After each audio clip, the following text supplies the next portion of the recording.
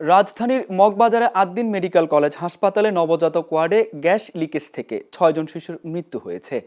আজ সকালে এই দুর্ঘটনা ঘটে। এই তথ্য নিশ্চিত করেছেন ডিএমপির রমনা বিভাগের উপপুলিশ কমিশনার শেখ জাহিদুল ইসলাম। প্রাথমিকভাবে জানা গেছে, হাসপাতালের একটি ওয়ার্ডে থাকা এসি সিস্টেমে ত্রুটি দেখা দেয় এবং সেখান থেকে গ্যাস লিকেজের ঘটনা ঘটে। এরপর ওই ওয়ার্ডে চিকিৎসাধীন শিশুদের অবস্থার অবনতি ঘটে এবং এক পর্যায়ে ৬ জন শিশুর মৃত্যু হয়। এই ঘটনার পর হাসপাতাল জুড়ে আতঙ্ক ছড়িয়ে পড়ে। বিষয়টি খতিয়ে দেখতে তদন্ত শুরু করেছে সংশ্লিষ্ট কর্তৃপক্ষ। আমার নাতিন মাইরা হালাইছে, আমি ভালো নাতিন এলাম, ভালো নাতিন হইলো। আজ 3 দিন ধরে আমার নাতিন হয়েছে, আমার নাতিনটা ভালো নাতিনটা মাইরা হালাইলো। রাত 12টার থেকে মরতে আছে, মরার পরে ওনারা একজন একজন করে বাহির করে দিতেছে, মানে একজন মারা গেছে ওনার মানে রিলিজ করে দিতেছে। হসপিটাল কর্তৃপক্ষ কোনো ডক্টর কোনো তো সামনেই আসে না, কেউই সামনে নেই, কোনো নার্সও কোনো সামনে নাই।